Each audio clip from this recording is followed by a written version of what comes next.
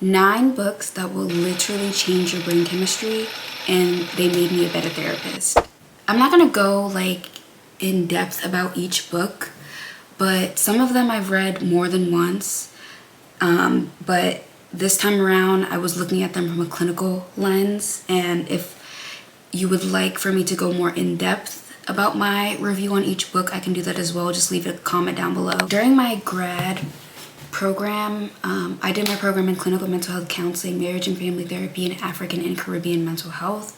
A lot of the material was very Eurocentric, white male centered. So I felt like it was helpful for me to really supplement the material, and I also just really enjoy reading. So I took the time to find books that were tailored to and about Black people, and also utilize the teachings, the clinical teachings that I learned in school to apply it to the material that I was reading.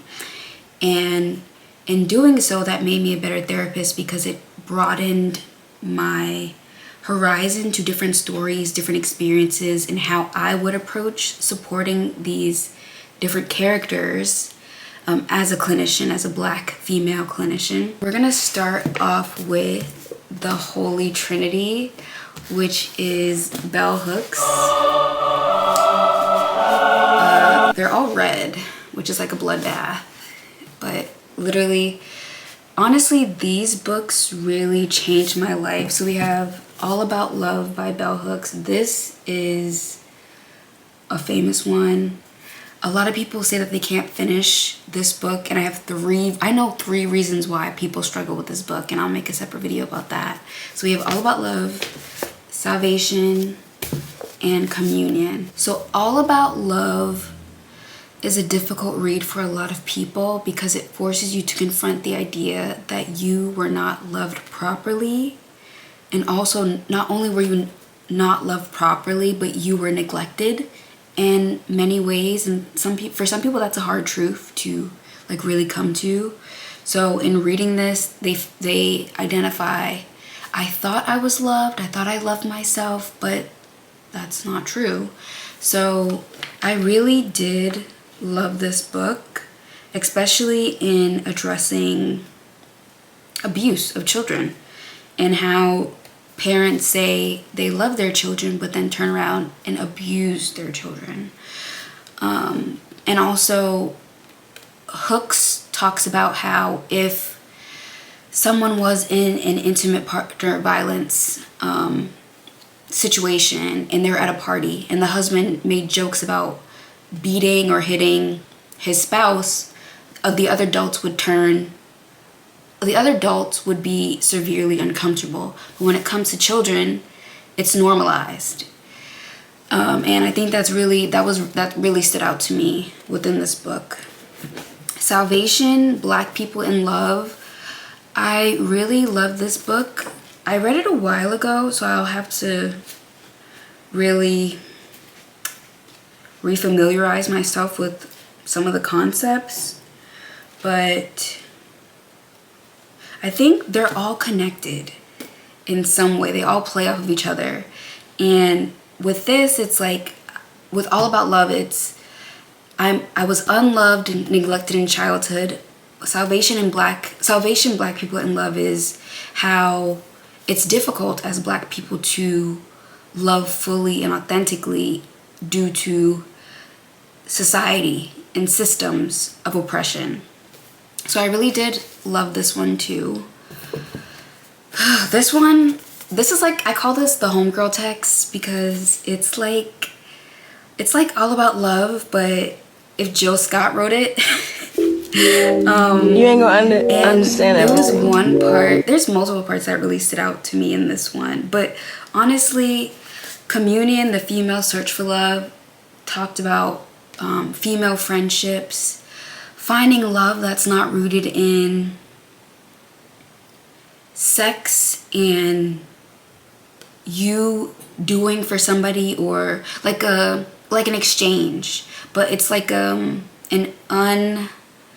unequal exchange. Like finding love that is whole and filling not only from a man or a partner, but in other relationships. So that's why I really valued communion, because it's like in society we value a partner, but what about other relationships? And we value pouring into our relationships. The word I'm looking for, not platonic, but intimate relationships. We prioritize intimate relationships over platonic relationships, so much so that we neglect our platonic relationships, and they don't even have to sleep with us to get our love, yet we kind of kick them to the curb because we're not desired by them in a sexual way, or we can't get things from them in like a sexual manner or an intimate manner in that way, so we feel like it's unimportant. So with communion, I really love this book. I would definitely reread this again. This also talked about queer relationships, which I haven't really read queer literature from what I can remember, but I want to expand in that area. So these were, so the Bell Hooks trilogy really like amplified love for me and what it means to be truly loved and seen.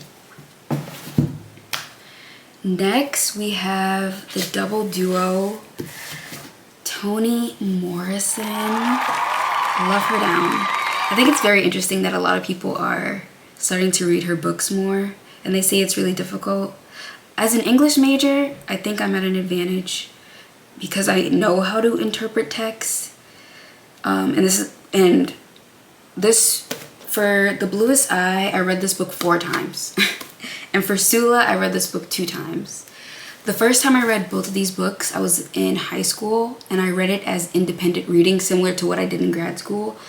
For Sula, I loved Sula for many reasons, but for how Morrison portrayed freedom and what that looks like, and mental illness, death, relationships, motherhood, and I think Morrison does a great job at providing a narrative from a child's perspective, because if I'm not mistaken, Toni Morrison said, write books about things that you don't know or understand.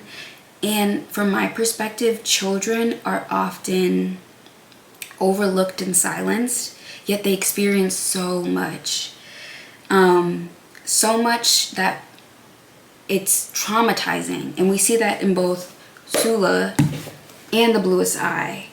With The Bluest Eye, a critique or a perspective that I think is off that people often provide for The Bluest Eye is that Pecola wanted to be white. Pecola did not want to be white. She wanted to be loved. And she thought that having blue eyes would get her the love that she felt that she deserved. And this, trigger warning. The third time I read it, it was a group read, and Angela Davis was one of the readers. I think that was the last time I read it. So Angela Davis was one of the readers, and I read it along to the group reading, and that was very nice. But I think I probably won't read this one again until I'm 40 because there's a scene that shook me to my core. And Morrison does a great job at personifying characters. I feel like a lot of writers struggle with that, taking the character off of the page and bringing them to life. You feel a sense of like you want to protect Pecola after reading The Bluest Eye. And in supporting children who have experienced extreme trauma, things do come up for you. So how do you navigate when you hear that a child has been traumatized in different ways, and there's not much that has been done to protect that child. So The Bluest Eye was a really great read. Highly, highly, highly recommend. Just keep in mind that it's written from the perspective and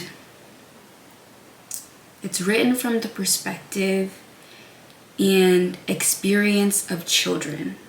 And another thing that I love about The Bluest Eye is I've never memorized text before, but I remember the first sentence of the book, and it's quiet as it's kept. There were no marigolds in the fall of, and I always botch the year, but I think it's like 1978. Let me confirm. Quiet as it's kept. There were no marigolds in the fall of 1941. But I got everything else right. Quiet as it's kept. There were no marigolds in the fall of 1941. This book is a very profound book. I could talk about this book for days. Days. Especially in regards to Mrs. Breedlove. And the scene where Pecola watches her coddle and care for a white child, but then berate and degrade her. So having to process not only the racial component, but also the longing for your mom, but knowing that she's not necessarily motherly or your mother in the maternal sense. So with Sula, lots of things stood out to me. Again, not going to go into grave detail, but nobody talks about this one part. Sula says, Sula and Nell are sitting at the table, and Nell says something about a bath, and Sula says loosely, I don't like soaking in hot water. It makes your bones weak. And that shook me, because I love soaking in boiling hot water, like 3rd degree me. So I was like, is that fact? Does it make your bones weak? So every time I get in the bath, that literally pops into my head. Sula said, sitting in hot water makes your bones weak. So I really love that. And I love Sula because it talks about betrayal in friendships, and how do you navigate old friendships? Like, you've known this person since you were young children. You are now adults, navigating adult things. Does the loyalty still remain? Do you still know each other, or are you clinging to a past that no longer exists? So that's why I really love Sula. The next book, we have 4 more books left. What My Mother and I Don't Talk About. This was an interesting read. I love anthologies. I call anthologies mixed bag books because it's multiple writers. You never know what you're going to get. Another trigger warning for this one. Honestly, this was a really good read, and it helped me in my internship, because there was one story in this book that was verbatim to one of the cases that I was experiencing. And I was like, whoa, that's interesting. So to read it, but then also to have to support somebody through something, especially when navigating a narcissistic mother. Wow. To read it and then to have to experience it or support somebody who was experiencing that was very interesting and very helpful. So this was a good read, very helpful for me. Okay. Gonna take a water break.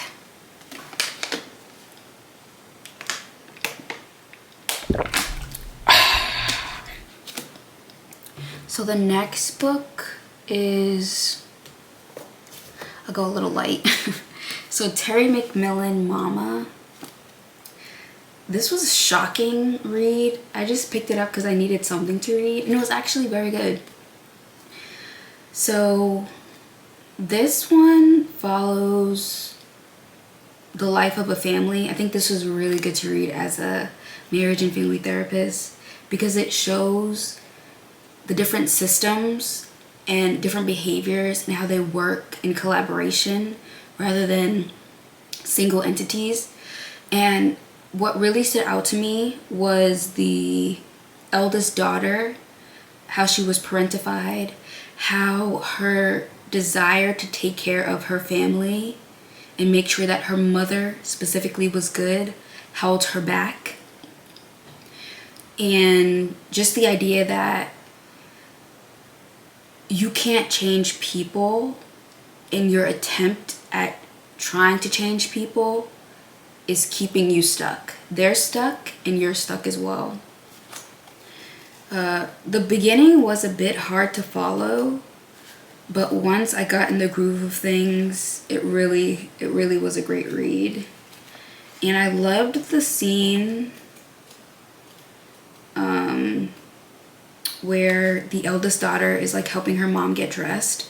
There was like a rift between them at one point in the book, and then they reconciled. But was there really a real reconciliation if nothing was acknowledged? And I think that's also a good point. Are you able to move forward if you don't acknowledge what transpired?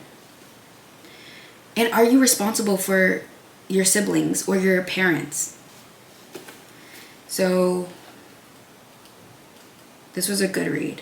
I'd read this again. I'll save this one for last. The next one, this will peel your muffin cap back. Native Son. So I read this book twice too. Again, the first time was in high school. Native Son by Richard Wright. This book, when I first read it, I thought Bigger Thomas needs to be underneath the jail. 10 feet underneath the jail. Now, reading it from a clinical lens, one can argue that, yes, his behavior was malicious, deviant,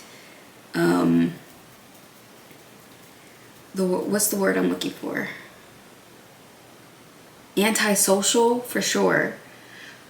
But how much can we blame on him solely, and how much is a byproduct of his upbringing and his environment?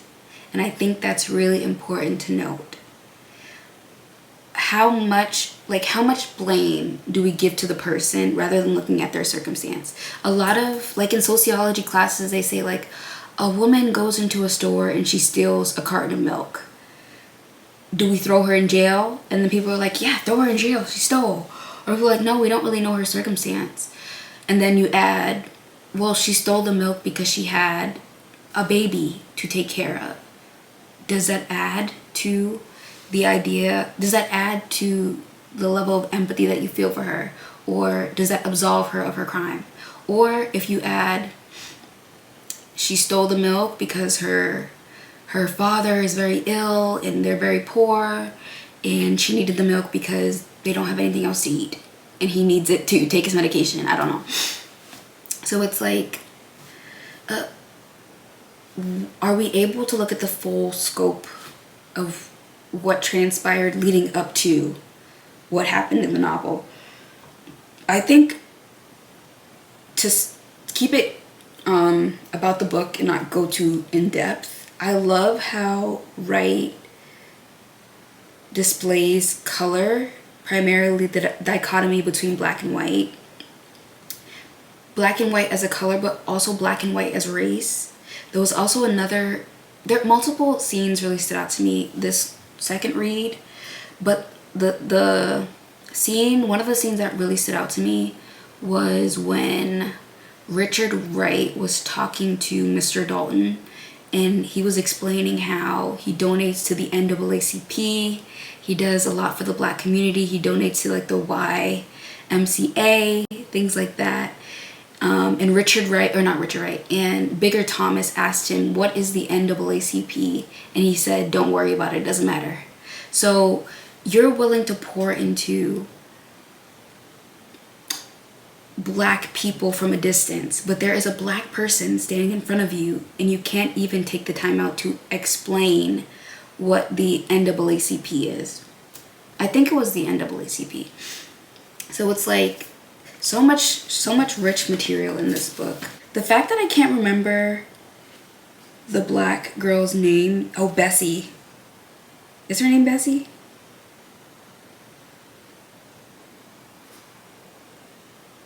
Yes. When he killed Bessie, her murder was like brushed off. The only murder that they cared about was Mrs. Dalton and Mr. Dalton's daughter. That was it. But he was tried for her murder and not for Bessie's murder. So it just shows how black bodies, black women are disregarded. And another thing that stood out to me was how they tried him in the trial process. They said that they had to find him because an election was coming up and it would look bad. And what stood out to me was that public opinion influences behavior. So they were like, if we don't catch this man, well, they said boy, but if we don't catch this boy, they will take to the streets and start destroying things. So we have to like appease the public and get him. And they couldn't let him get away with taking the life of a white woman. They couldn't let him get away with that, because what would that tell the other people? What message would that send to, in their mind, they believe that, what message would that send to black people? You could kill white people essentially and get away with it. And they just couldn't have that message out there. So I thought that was very interesting. Very, very good book. Very good book. In my intro to African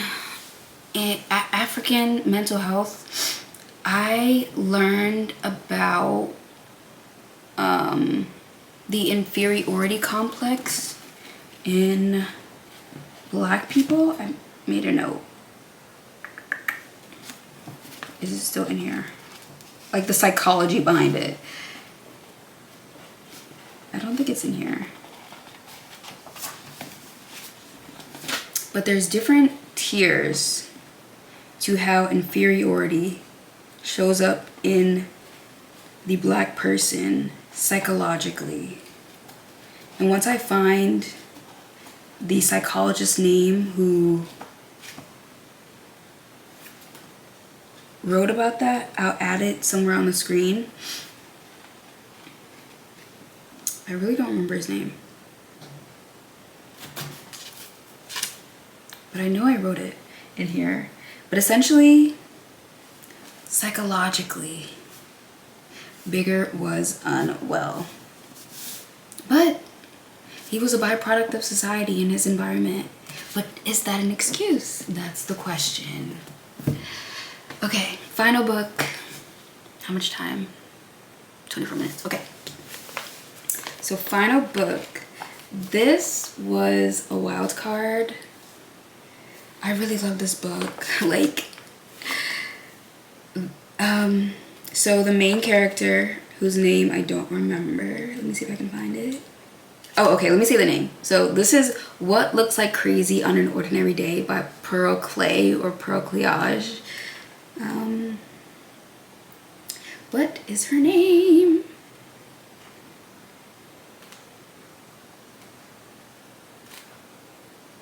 So Eddie is her love interest. Joyce is the protagonist and she has AIDS. But that's not a death sentence, and I love how the book portrayed that. She was still able to find love and live her life and not live in Tyler Perry land. And she got her happy ending. Like everybody, for the most part in this book, got a happy ending. And we also navigate foster care loosely. So her sister, she adopts a child.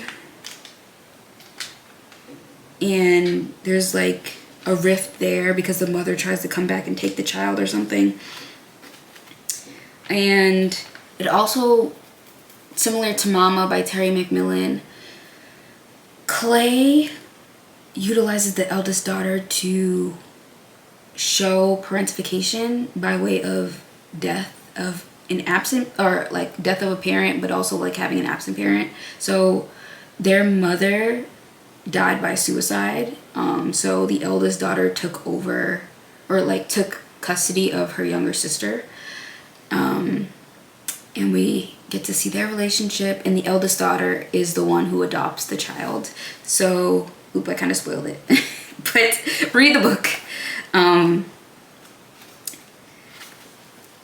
We navigate as she like develops love for a child, and how the child is accepted in the family, and just supporting somebody who has a terminally ill diagnosis, or terminal diagnosis, and how we don't have to label them or limit them or put barriers on them. They still have a life, they're still human, and we should treat them as such. I haven't read a lot of books about HIV and AIDS, so this was a heavy hitter. And it makes me think about the episode of Girlfriends where Lynn does the documentary. I read this one, and then I also read her second. This is part 1. There's a part 2. The title was something like In a Red Dress or something. But I didn't like that one as much. I felt like my loyalty lied with this book, so I didn't like feel very connected to the other book. I did read it, but I was rocking with this one. So these are the books that made me a better therapist, and also will rock you to your core. Make sure you check out the trigger warnings, and happy reading. Again, my name is Dasia. Don't forget to like, follow, subscribe.